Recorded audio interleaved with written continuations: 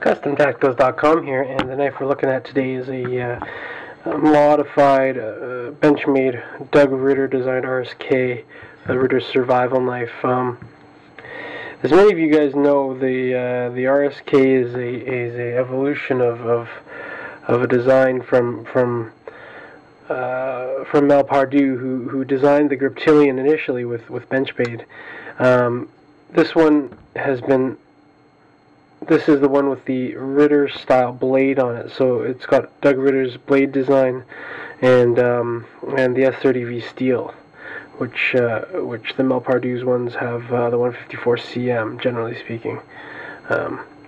So this one doesn't actually have any Mel Pardue in it, because it's got the Doug Ritter blade and it's got the Kevin Wilkins handle. So this is really Kevin Wilkins and Doug Ritter together, even though Doug didn't really know anything about that collaboration, because Kevin did it afterwards.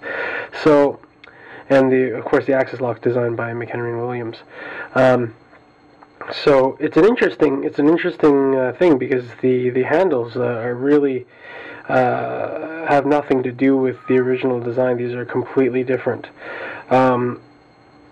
One thing I noticed about the knife right away was that the handles are very thick and the blade is very thin, and it was kind of threw me off a little bit, because while I love the feel of these handles and I love the dimpling, that golf ball dimpling there and everything, it still feels like you got this big chunk in your hand and you got this little thin, paper thin blade coming, not paper thin, but thinner than what I'd expect for a handle this thick.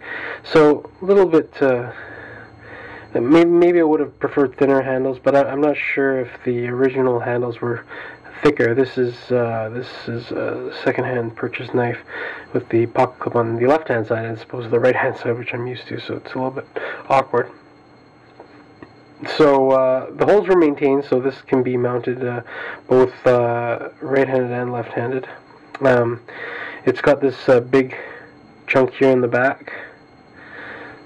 So the big backspacer here. I'm not sure why it sticks out like this. I never looked into Kevin Wilkins' rationale for designing this like that way.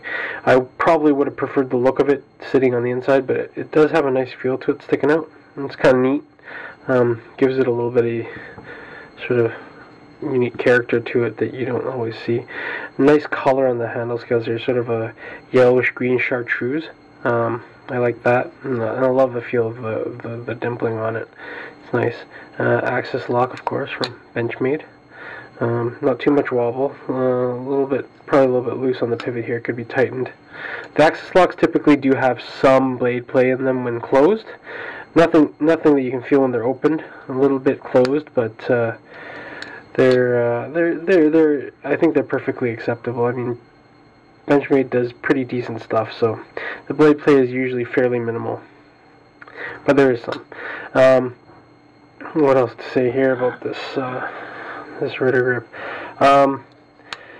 Yeah, so if you're familiar with the design on the other Griptilians, this one is slightly different and was designed in conjunction with Doug Ritter. So you can probably read all about it on the web, but you know, he took the Mel Pardue. He'd been working with Mel Pardue on and off to put something together, and this is sort of the fruit of their work, and it's a very cool knife. I believe it's now no longer being made, but it's a very cool knife.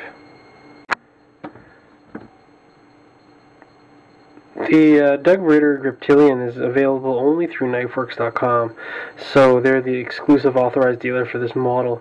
I'm not sure why that is, but it is. So it's the only place you can get the chunky Doug Ritter blade with the S30V steel, which when you're upgrading the scales to these Wilkins blade, handles here, which are, I believe, outside of EU, they cost about 120 euros. Most of the models, depending on, I think he has a few varieties, and usually has a few of them in stock.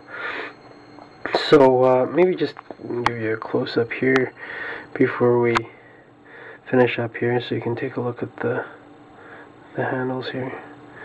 If you guys are familiar with Wilkins' work, you know he does good stuff.